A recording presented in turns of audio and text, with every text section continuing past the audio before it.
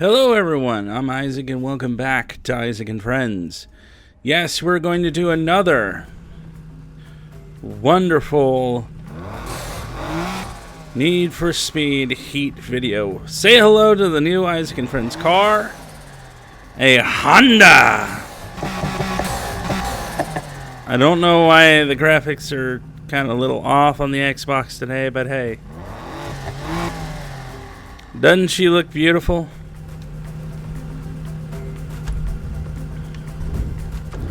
So we're going to get to running the story now. So I hope everyone is having a wonderful day today. I hope you guys are enjoying your afternoons, evenings, whatever time of day you're watching this video. If you are watching, but hey, who knows? So it's time for the final race against the group we were racing against. I actually restarted the game and went with tuners this time. Partially because I figured, hey, let's actually, use some cars that people will probably have a better chance of actually owning.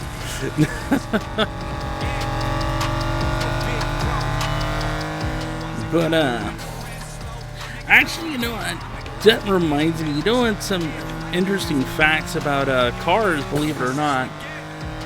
Back about 100 years ago, when cars were first, coming out and they were first put out for people to own, believe it or not, you didn't actually have everything pre-built. You would buy the frame of the car, and then you would actually have someone design a body for you. So, 100 years ago... Head-to-head's one thing. Let's see how you cope in a crowd. 3 against 1? Real fair. You can always say quit. I'm sure the league would understand. You beat 2 of them already. What's one more? Yeah, so... It's actually kind of funny. Your night's about to get real shitty. Because believe it or not, basically what that means is that every single car 100 years ago was actually was unique, because every single car was purposely designed and individually designed for their owner. So no two car 100 years ago is actually exactly the same. Hi Moon Pie, hello kitty. Meow. Moon Pie came and visited us for a second because he's a fluffy boy. Probably sitting there going, "Oh man, Dad's talking to the invisible people again." Yes, we're out front. Meow. Let's see if we can do this. Woo! Hell yes! What's even funnier is this car is actually even more kitted out than the Lotus we had.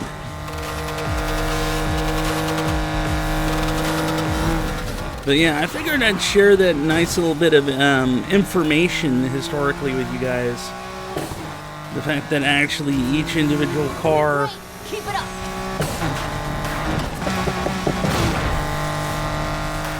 was uniquely designed to their owner. But yeah, legitimately made it to where, no two cars were ever the same. You strike me as more of a snatching defeat from the jaws of victory type.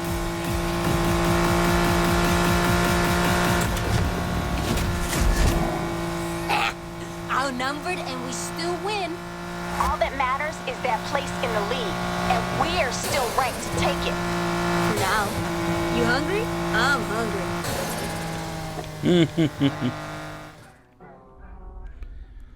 But,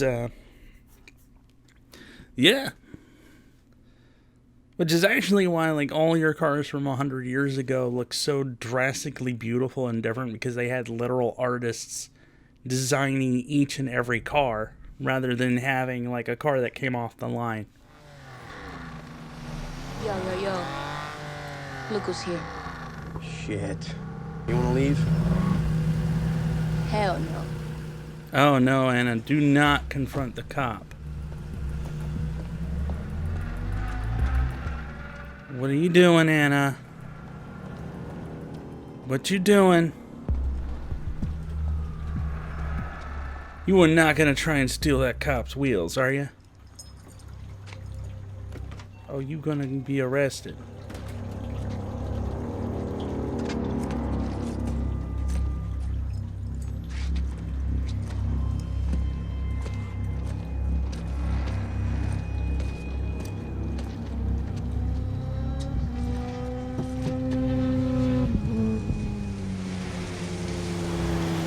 Whoa, who's this? It must be his lady friend. I don't like waiting. And I don't like watching you eat.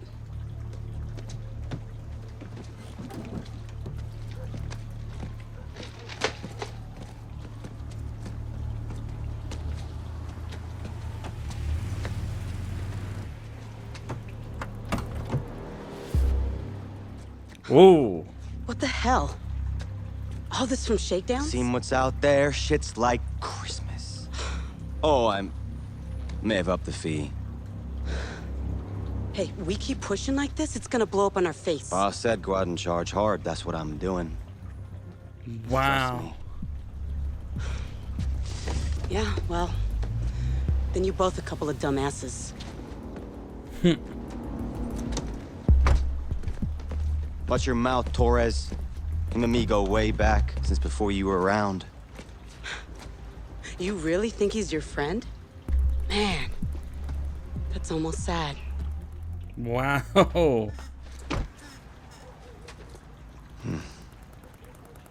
You be careful.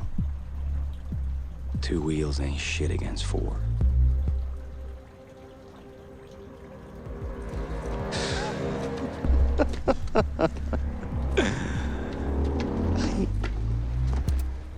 Dirty cop to the maximum. Okay. I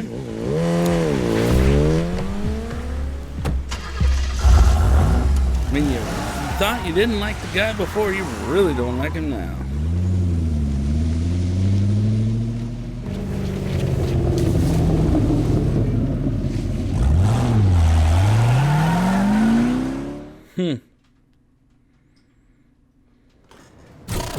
I ate way too much.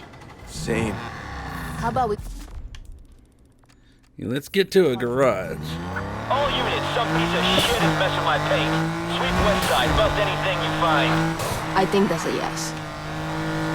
Still can't believe the amount of money he must be riding around with. Because when you got a badge, he's gonna stop you.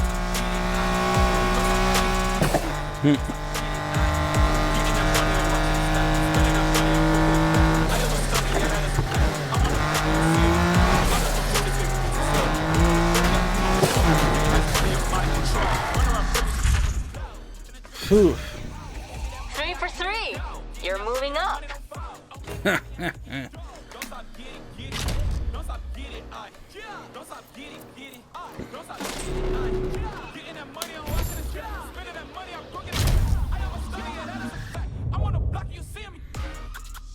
Well then. So if we thought he was dirty before, he's definitely dirty now. He's also really mad because we messed up his paint job. Here comes the hot shot. Hey, cool off over there for a second. Alright, let's see if we can win us some more races, huh?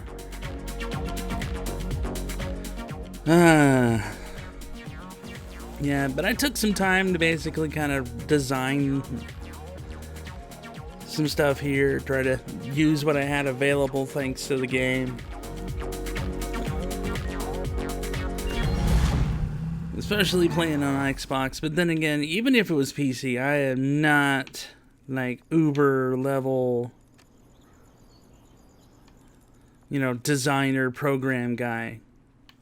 Well, I can design because I went to graphic design school, but don't ask me to be like, oh, can you hack this game? Like, yeah, I'm not going to know how to do any of that.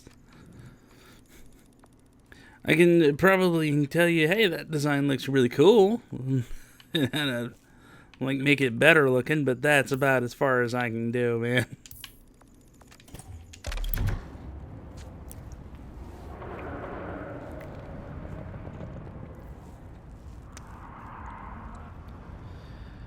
Yeah.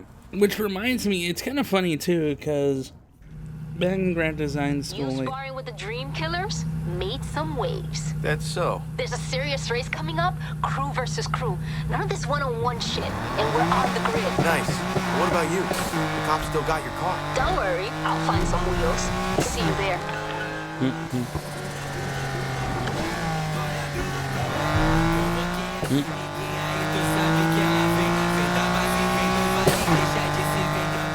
don't worry, I'll find some wheels.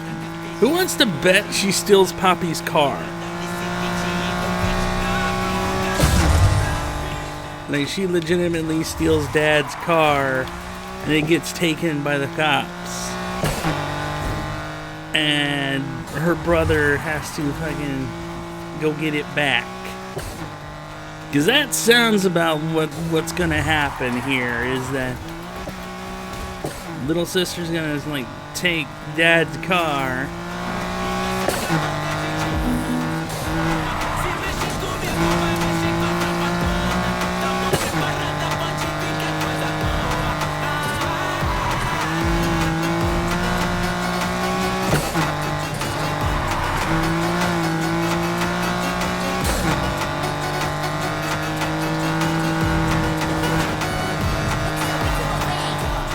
Oof. Ow.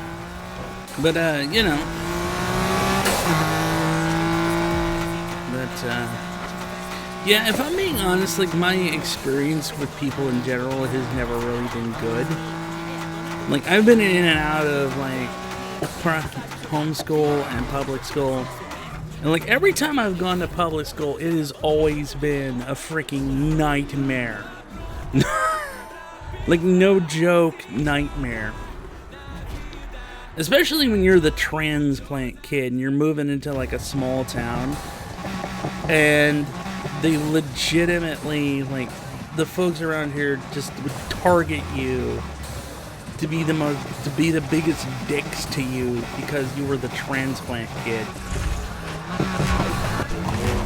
And I think one night it was like middle school, and it was some dance or another, and I was in public school at the time, and I had a bunch of kids like try to freaking corner me. Thankfully, I had like a friend at the time that like went and got one of the teachers before they could do anything. And it's like, oh, we were just trying to make friends. Like, yeah, no, dude, we know what you were trying to do. Like, you were trying to be wannabe gangster, you know, target and beat up the new kid because you didn't like something the way he said or whatever, which is kind of the way they acted. And then in graphic design school, believe it or not, weird as shit too, is there was this kid that was literally blaring his music so loud in the middle of class, right? And I asked him to turn it down so I can like do my schoolwork, because that's what I was trying to do. His friends all start trying to report and say that I'm threatening to bomb the school. Now, first off, like, hello? You know, this was, of course, you know, not long after freaking 9/11. This was like mid-2000s, where, you know, if someone so much just breathed the idea that you were gonna try and do something like that, you would have like instant suspension, or like then we'd actually crack down on you so hard that odds that your entire future would basically be screwed because of it, right? But, you know, of course, you know, these kids didn't care. Like, they were like, who cares? It destroys his future, you know, hey, you know, we just don't like him. And so, yeah, they basically tried to get me kicked out of the school. And the funny part is, like, it didn't really work. And just to tell you exactly just how bad these people were, they legitimately because I was fighting against it. They literally took a picture of a burning cross and put it on the desk in front of me as almost like a threat. And I said, yeah, you do that where I live, we have a gun. I didn't say I was going to harm them. I said that we had a gun, which is to say, you know, hey, if you do that where I live, yeah, I'm going to defend my home. I'm going to defend my family. I'm going to do, you know, whatever is necessary to protect myself, my family, my, you know, my folks, that kind of thing. As we very narrowly by the teeth win here. But I ended up getting suspended. And so did the other kid, because he was basically trying to say that I was saying other stuff, because I talked to the guy a little bit, because we were in graphic design. I figured, you know, I had aspirations of designing video games, and I was kind of talking about the idea that I had for a game. And this kid basically decided, oh, I'm going to take this thing he's talking about and basically try and say, oh, well, he was talking about this, like I was going to freaking harm a bunch of people. Kind of craziness, you know.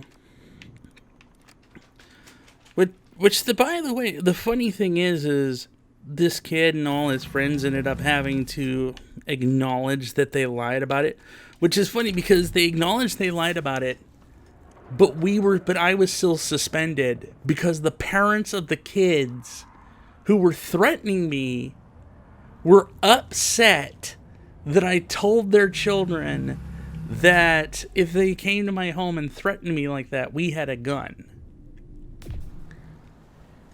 Come in. Relax. Find yourself a quiet spot. So, like, seriously. But that was the early 2000s. Like, I was one of the kind of kids, because I grew up as part of a weird cult, that, you know, as the kid, he sits there and makes himself comfortable on an old character sheet.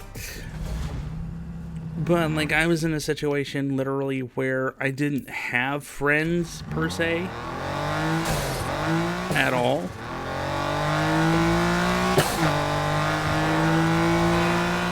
So, I didn't really even get friends until, like, middle school, when I was in culinary. Like, I had friends to an extent,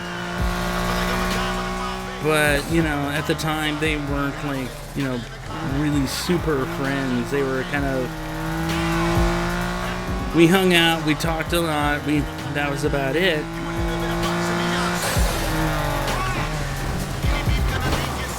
You know, that kind of thing.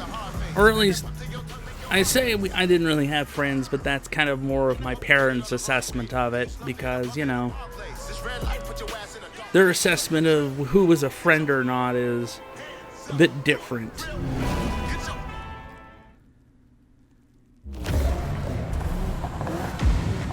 But, yeah, you know.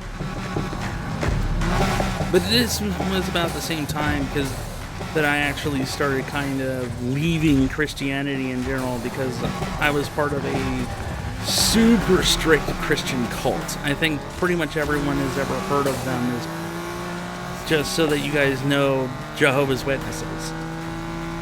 Yeah, so yeah, the door knocking people, those folks.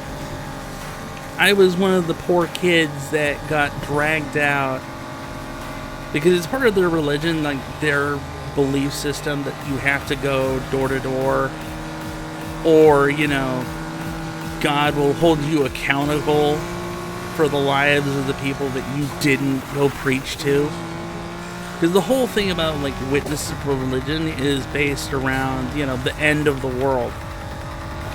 Because their whole premise, by the way, is literally like their founder was trying to predict when Jesus was going to return, which, according to them, like, he only made the one prediction for 1914, but if you actually do, like, actual historical research, you find out that this guy basically pulled a Harold Camping. Like, he actually tried to predict the end of the world And he wasn't just trying, you know, to see when Jesus was coming back. Like, this dude legitimately thought that, like, the end of the world was coming, and so that's what he was doing. He was doing math to see when this was going to happen, and his prediction was in 1914.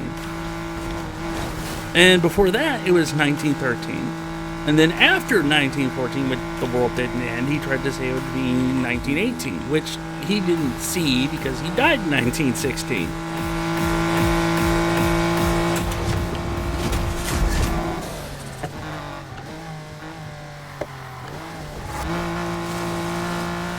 So, you know, crazy people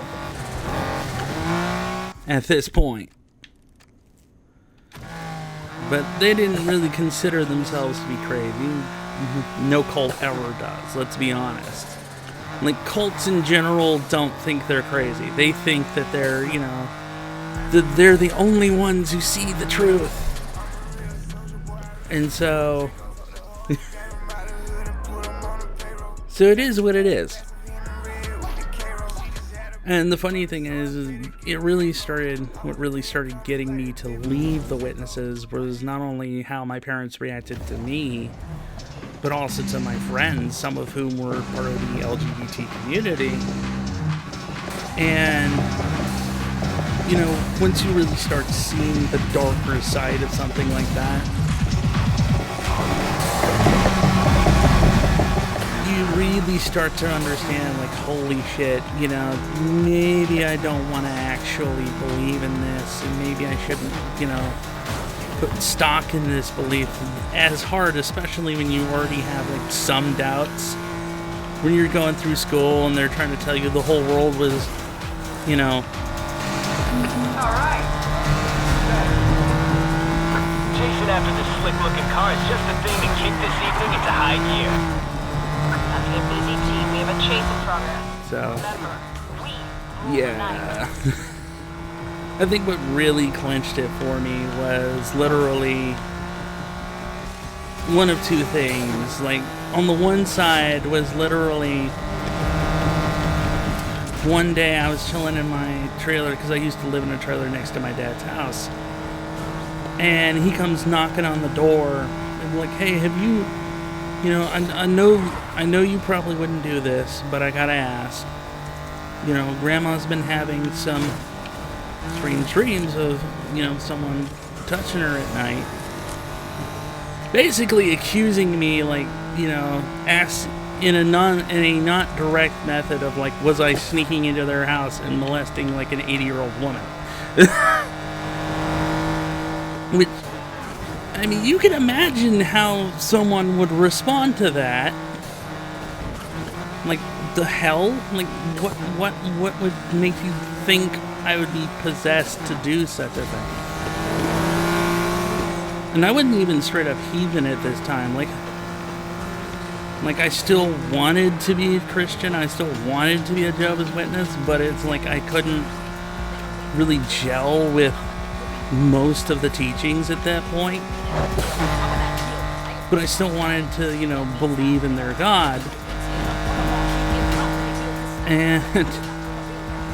But I think what really also clinched it is literally the way they reacted to another friend of mine who used to be like the second headliner on the channel, Lich, because, you know, he got kicked out of his home because his mom's not the best person per se, and no matter where you are, I will find you.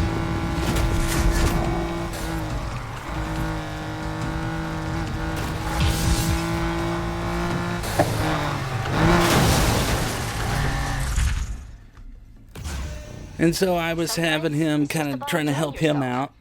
And at one point he was staying in my trailer with me, and apparently my dad and my stepmom basically acted like he was going to break into their house and murder them. So when you kind of get raised on the idea of being loving to everyone, and then everyone around you does the exact opposite of that,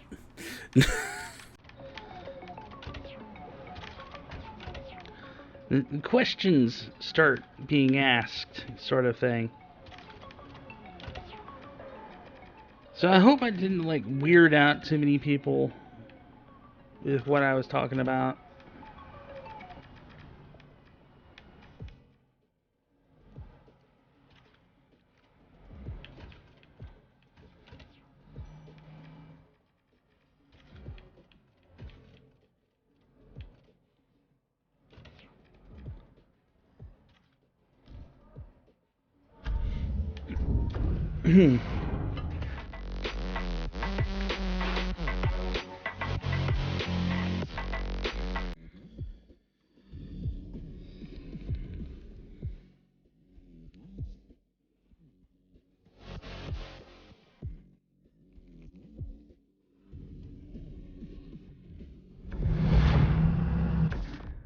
Because, you know, that's kind of how that really started.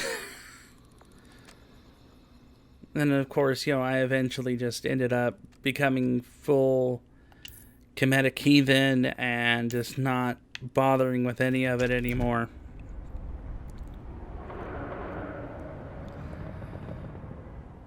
So, which, you know, on top of that, you know, I was kind of admittedly going crazy to an extent too, because, you know, I was trying to,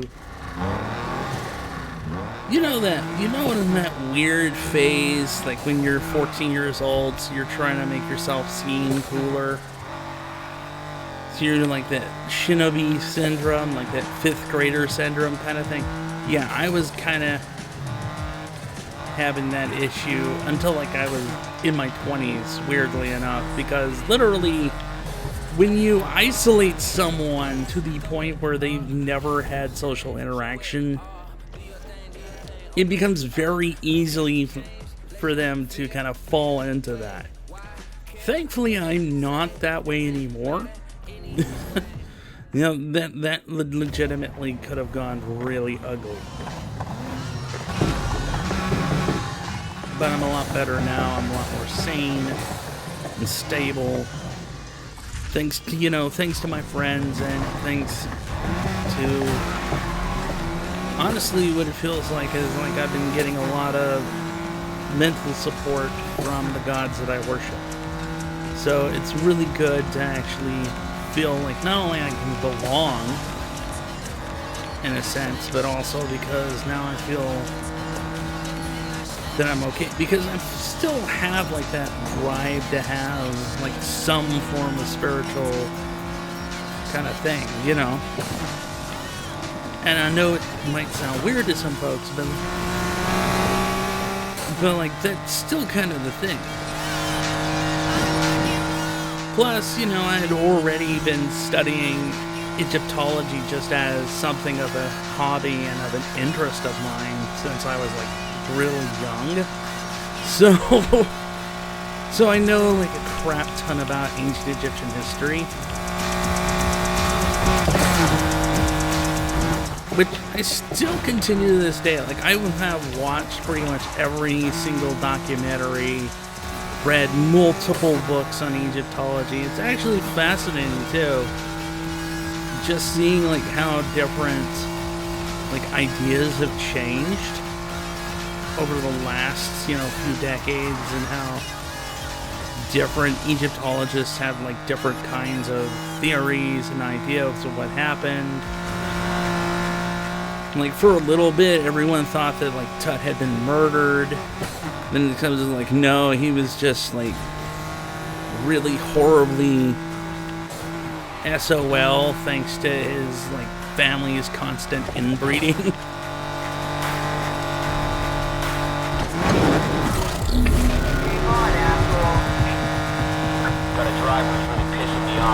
I'll show him a thing or two about respect. Some details on the target would be helpful. It's a 90s Honda NSX. Chase mode activated. Feel free to join the party.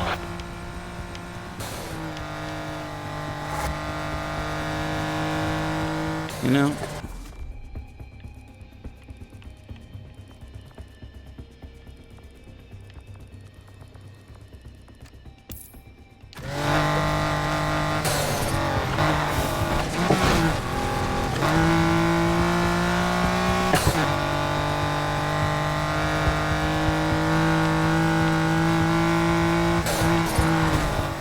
but it is what it is. Terminating the pursuit, you guys have got to do better than this.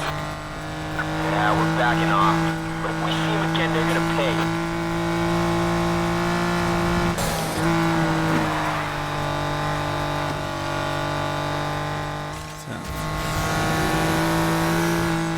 Yeah. So, that would be my story. Unfortunately, it's not like super cool.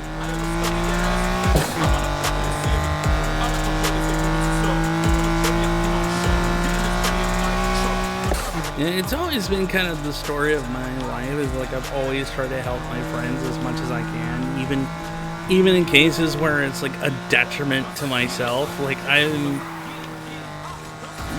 weird in that way, I suppose. The fact that I'm willing to like go out of my way to help friends and to be kind of like that good person as best I can. So you know, it is kind of that point of like, yeah. Probably also why I seem to have like this bitterness toward Christianity in general. It's just like I don't like it because it just seems, because of my experience with it, is just like this massive hypocrisy and BS.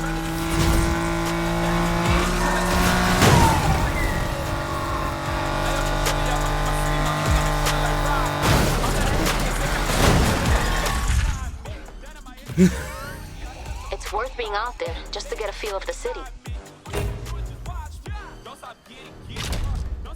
So, sorry if I'm like irritating anybody, by the way.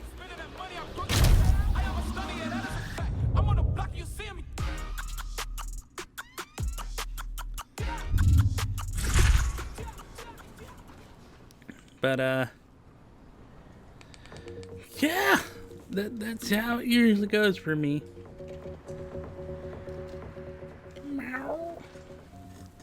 But I think today would be now's a good point to stop for the night. I hope you guys enjoyed this video. Thanks for watching. Thanks for listening. Please leave a like and subscribe. It's just a click on the red button for you guys, but it really helps grow this small channel, and it helps a lot. Also, don't forget to check out our wonderful sponsor at Dubby.gg. They make great energy drinks. You will absolutely love their energy drinks. I drink them constantly. I mean, it's the best stuff that I've ever had. And I've had canned drinks. I've had Ghost Energy and stuff like that. None of it hits quite as well as Dubby or as smooth as Dubby. You will never smell that nasty chemical smell you get from any of your canned energy drinks. Nor will you ever get any of that nasty, you know, powdery taste with some drinks. And if you're interested, there's a special INF10 code for our Isaac and Friends fam who want to try it out, test out their starter kit. It's only $14.99. You get a cool cup, and I think right now they're actually doing an awesome thing where if you buy a specific shaker cup, they will plant a tree right now. So hey, check it out, say hi, and use code INF10 to get 10% off your order. And I'll see you guys next time. Stay safe. Thank you again, my friends. Until next time.